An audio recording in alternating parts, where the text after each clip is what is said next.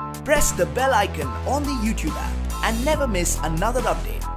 नमस्कार, बोलते हिंदुस्तान में आपका स्वागत है। मैं हूं आदिल वसीम। सवर्ण आरक्षण बिल पर आरजेडी की मंशा क्या है? आरजेडी ने विरोध किया, पक्ष में आए, कुछ समझ में नहीं आ रहा है। हम इस पूरे मामले पे बात करेंगे राज्यसभा सांसद मनोज झा से।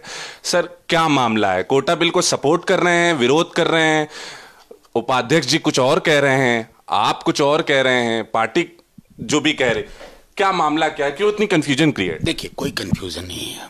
हमारे एक नेता ने, वरिष्ठ नेता ने एक बयान दिया, और एक डेमोक्रेटिक पार्टी में हर किसी को अधिकार है कि वो अपना एक जो उनकी फीलिंग है वो रखे। लेकिन पार्टी का आधिकारिक बयान आप कहां देखेंगे? सदन के पटल पे ना अमेंडमेंट कहां हो रहा था, ऑल्टरेशन कहां हो रहा था, 124वां संशोधन विधेयक कहां आ रहा था?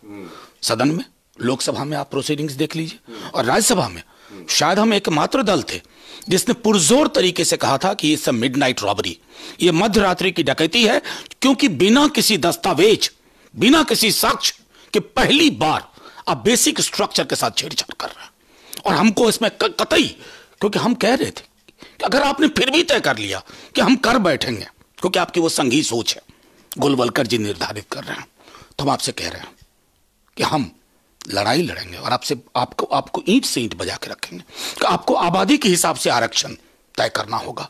जातिगत जनगणना के आंकड़े क्यों नहीं सार्वजनिक हो रहे हैं? बैरियर सेलेक्टिवली नहीं उठना चाहिए, क्योंकि हकूक जो है बहुजन समाज के, उसकी तब तक उसको हम पूरी तरह से हासिल नहीं कर पाएंगे जब तक आप जातिगत जनगणना को आंकड़े जारी करो और उसके अनुपात में आरक्षण की सीमा बढ़ाओ।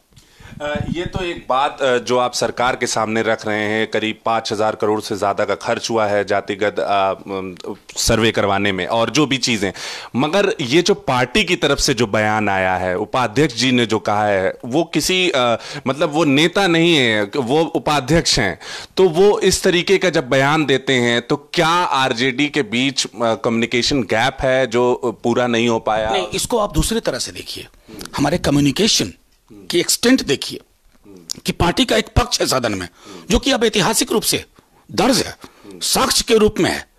हजारों लोग हमारे नेता को, नेता प्रतिपक्ष को, मुझे कॉल कर रहे हैं, तमाम नेताओं को, backward caste forum, scheduled caste forum, वो सब इस बात से है कि कोई तो खड़ा हुआ, किसी ने तो कहा कि ये अन्याय है, अनैतिक है, गैर कानूनी है और संवैधानिक है, और ये तमाम चीजें हमने कही। दल के अंदर किसी भी मसले पर मैं आपको बताऊं, मैं इस आप लोगों की जो भी राय हो, हमारे दल में डेमोक्रेसी का अगर आपको पूरा देखना है कैनवस, आपको आश्चर्य होगा, कई मुद्दों पर हम लोग अलग अलग राय रखते हैं, लेकिन साझा राय जो आधिकारिक रूप से आता है वो ट्विटर हैंडल पर भी आ चुका है आज सुबह के बाद। तो सीधे तौर पर आप देखिए, कहीं कोई मतभेद नहीं है, कोई कंफ्यूजन नहीं है, बल्कि हमारे यहाँ की कम्युनिकेशन की तो मिसाल देनी चाहिए।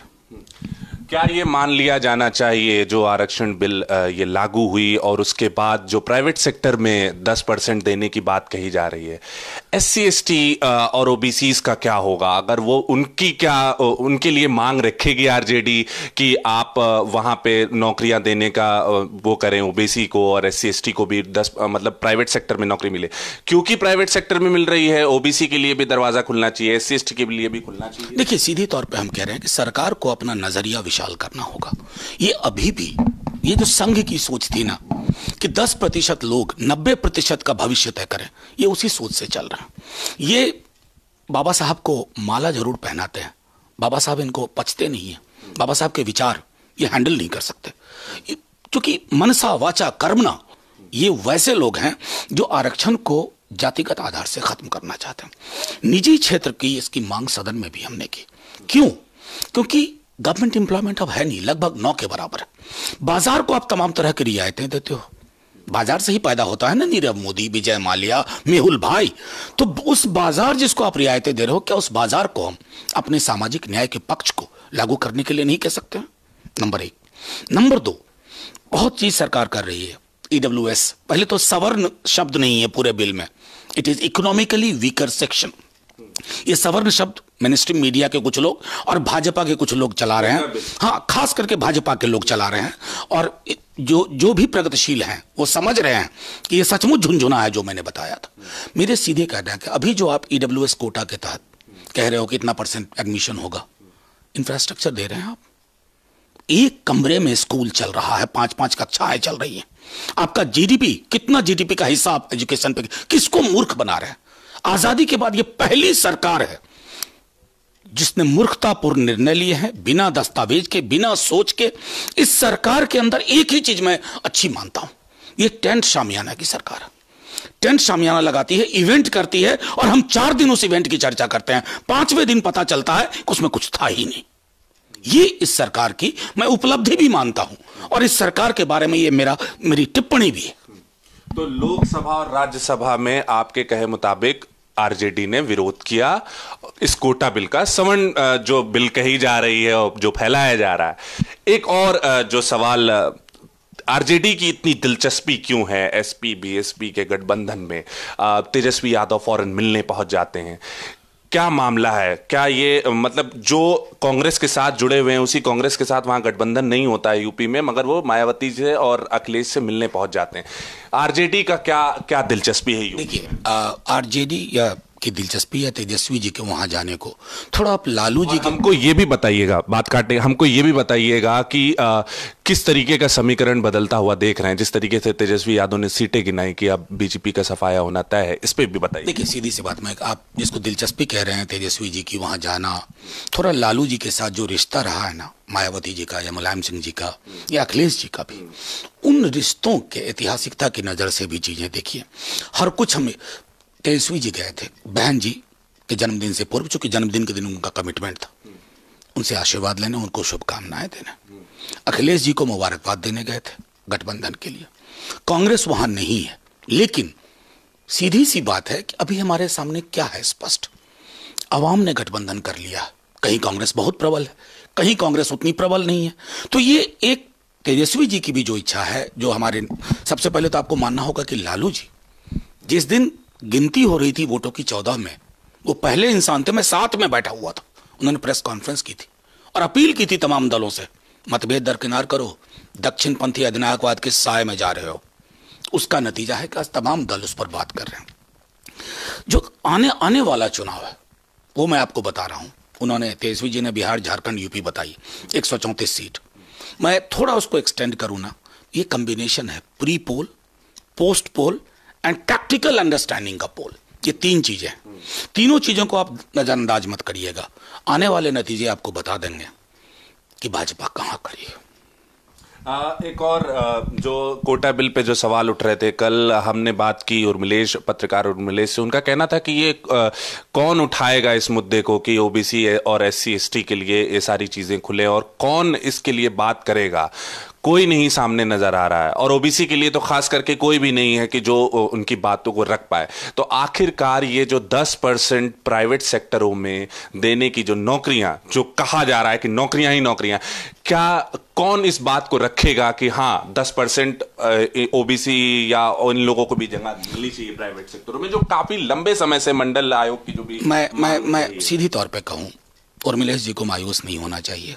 मेरे नेता खड़े प्रताड़नाओं में हैं, बीमार चल रहे हैं, एक एक चीज पे लेकिन नजर रहती है, और उन्होंने फैसला कर लिया कि जीते जी तय कर लेंगे कि राजनीति का मिजाज क्या होगा। अब बहुजन हकूक की नजरअंदाज करके अगर सोच रहे हो कि एक राजनीति कर लोगे, 5% की सत्ता और संसाधन पर काबिज हो जाओगे, हम ईंट से ईंट बजा कर रख देंगे। हमारे पीछे कबीर से लेके पेरियार, बाबा साहब, कर्पूरी, एक लंबी फहरिस्त है, लोहिया, और स्वयं लालू जी, जो उन्होंने 90 के दशक में प्रयोग। मैं सिर्फ कहूंगा उर्मिलेश जी जैसे लोगों से मायूस नहीं होना। अभी तो लड़ाई शुरू हुई है, अब देखते जाइए। अभी जो लड़ाई शुरू हुई है, एक और लड़ाई शुरू हुई है जेएनयू की। चार्जशीट दाखिल कर दी गई, 1200 पन्ने की बताई जा रही है। मैंने गिनी नहीं है, फिर भी मैं बता दूं कि 1200 बताया जा रहा है मीडिया में, 1200 पन्नों की चार्जशीट है। क्या कहेंगे एक बार फिर से, जेएनयू के जिन खोलने के लिए लेबोरेटरी में तैयार है, राष्ट्रद्रोह, देशभक्ति, ये सारी चीजें, क्या कहेंगे? जेएनयू के स्टैंड पे क्या कहेंगे? और कन्हैया कुमार को फंसाया जा रहा है या फिर से उसी तरीके से? देखिए, मैं तो सीधे तौर पे लगातार मेरा पक्ष है, स्पष्ट है। मैं शुरू के दौर से इस बात को कह रहा हूं। चार्जशीट मैंने देखी नहीं है, एक तरह से अगर मैं देखूं तो ये चार्जशीट इस सरकार के खिलाफ, तो खैर मैंने भी नहीं है, ये चार्जशीट मूलतः इस सरकार की हताशा का भी परिणाम है।